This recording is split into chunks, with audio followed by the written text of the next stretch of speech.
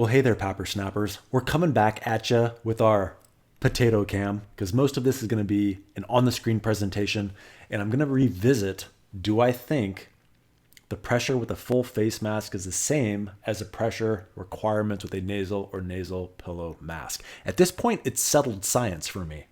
I'm just going to say that because clickbait. This is something I explored in another video. I think I've come to my own conclusions.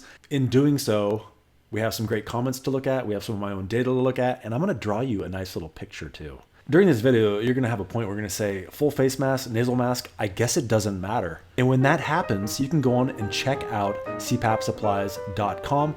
That is the sponsor of this video. Now, I already did you a solid. I put a couple items in the cart, but first, let's look at this. Let's save you some money.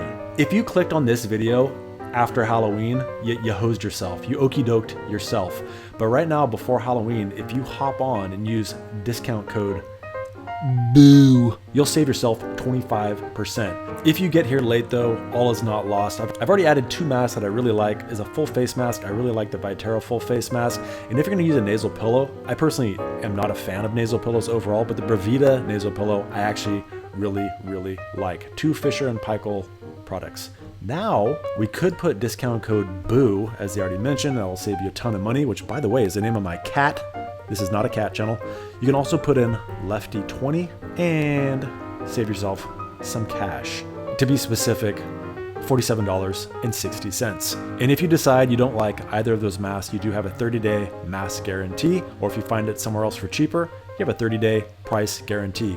Please check out the sponsor of this channel, cpapsupplies.com. The transitions are smoother every time. All right, let's go ahead and take a look at some comments. Now, I think we can agree both of these people are probably the smartest people in the room, and I think we can all see why. So Ryan says a full face mask does require more pressure to have the same effect. It's Boyle's law in chemistry, so this isn't just an illusion, it's science. Boyle's law states a volume of given mass of gas varies immensely with the pressure when the temperature is kept constant. Essentially, with a full face mask, you are increasing the volume of area where the air fills the mask, causing a decrease in overall pressure, an inverse relationship. When the air fills the nasal mask, since the volume is decreased, the pressure entering that volume is increased. The result is essentially you feel less pressure with a larger volume, and you feel more pressure with a smaller volume. Everything has to do with the amount of space the air is occupying. It's essentially the reason why a lot of people can drop their pressure substantially with a P10, but have to increase it substantially with an F20. George, also the smartest man in the room for obvious reasons, says spot on, that's exactly it. Now, old Lanky here doesn't agree with that. I reject your reality and I substitute my own. It's now picture time. So, this is what I'm thinking. First of all, let's draw some mannequins.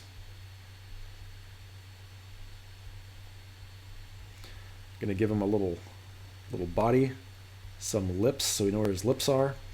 And we need to have the soft palate right there. We have the nasopharynx, and we have the oral pharynx. And both of these come down into the laryngopharynx. So this dude, this is all the stuff where the air is going to be filling up. So this is going to be with our full face mask. It's covering up both nose and mouth. Now let's have our nasal mask guy over here. This guy just has on a nasal or nasal pillow mask. Hopefully he's taping up his mouth, so that's all closed off. Full face mask, nasal mask. So what he's saying is the pressure inside of here, because there's more surface area inside the mask, this is bigger, you're going to have to use more pressure to inflate that. And with the nasal mask, because there's less surface area, it requires less pressure. I think that's what he's saying. I do disagree with that, and here's why. I think the factor that we're looking at that's being ignored is the CPAP machine itself. The whole goal of the CPAP machine, let's go ahead and draw the tube in there. The CPAP machine, let's go ahead and hook these up to the exact same machine. This guy is blowing at 10 centimeters of water. The machine doesn't know what you're using, whether it's a nasal mask or a full face mask. I know you can enter that in there, but ultimately it doesn't really care. It's just doing that for leak calculations of what to expect. What the machine is doing is it's trying to blow pressure, it's trying to blow air until it reaches a pressure of whatever you have it set to. Now you're breathing in, you're breathing out, so it's constantly fluctuating, which is why the blower is constantly fluctuating, but it is trying to achieve the same pressure on whatever it is, all in your upper airway, and it's doing that with both the nasal and full face mask. So the pressure's being pushing out against all of this. It doesn't know how big it is, it doesn't know how small it is, it doesn't know what mask you're using, it doesn't really care. It is a dumb device that's just simply trying to reach a certain pressure. And though the volume of the full face mask is definitely larger, it doesn't really care because it's going to be blowing until that area, whatever it is pressurized to 10 centimeters of water.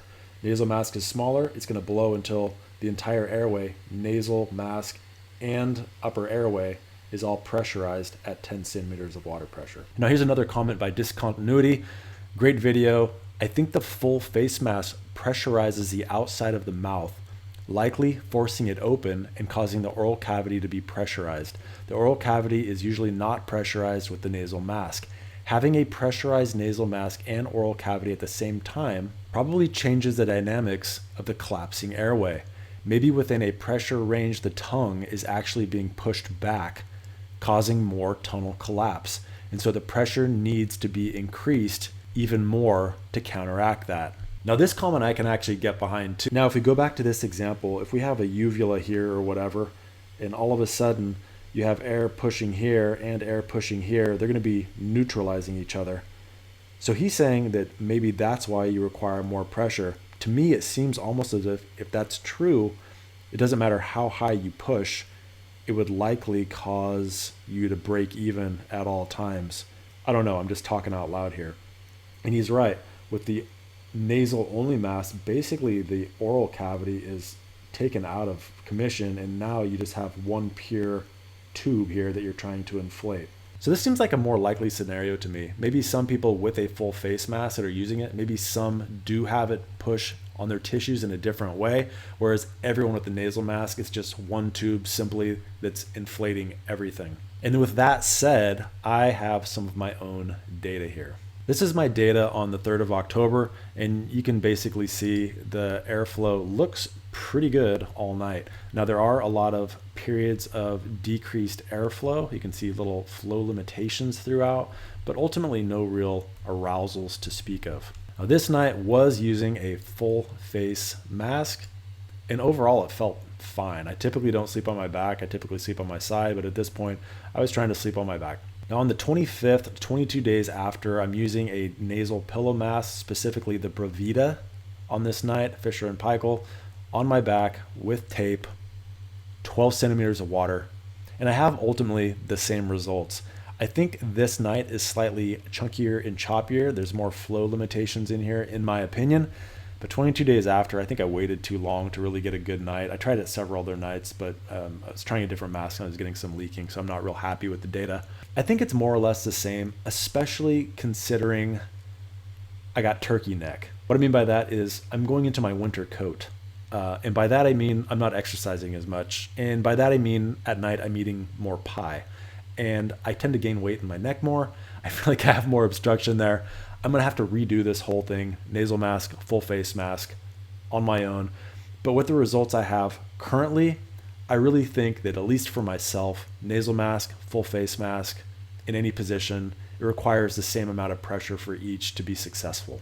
And even that said, furthering it, this is anecdotal, a lot of my clients, when I'm doing PAP therapy analysis with AXG sleep diagnostics, using a full face mask and a nasal mask is usually a push. However, every now and then there is someone that seems to be clearly better with a nasal mask or a full face mask. So I think between people, there actually is some level of variability. For myself, I don't think that's the case, but for some people, I can see where they get like an equal pushing effect in the oral cavity as well as the nasal cavity. They just push against each other, causing a stalemate. I can see this happening. However, with the nasal mask, this is all going to be taken out of play. You essentially have just one tube you're trying to inflate. And so for that reason, I think more often than not, a full face mask is going to require slightly more pressure or the same pressure as a nasal mask. Now, if you're looking to have your Oscar data analyzed, I am more than happy to do so. Check out my website, axgsleepdiagnostics.com. We're actually accepting health savings account now. So you're getting into the end of the year, you haven't spent all that money, go ahead and waste it. I mean, spend it wisely on a PAP therapy analysis with your favorite thickest polysomnographic technologist, myself. Had a lot of great sessions this week, a lot of really abnormal stuff. And the good news is we're able to bring it to their attention and they're able to get some much better quality sleep as well as some much needed sleep. So please check out my services there. I appreciate you guys watching. Check out the links in the description box down below. Leave me a comment for what you think about this video. I appreciate all you guys leaving comments. I do read as many of them as I can. I think they're very insightful. You guys are truly some smart people and I appreciate you guys watching. I'm actually honored and humbled if I'm being quite honest with you. In a moment of non-joking around. That said, I hope you guys have a great night. Have a great weekend. Bye. Thank you to all watching, but an extra thick thanks, buddy, to Doug Toombs, Jason Georgiades, Patricia Espelong, Sarvesh Joshi, Stuart Hetherington, Mona Swearingen, Chung-Chu Chen, and Edward Steiner, as well as a big thank you to all my other Patreon supporters and YouTube members. Little tiny thanks, buddy, for you guys.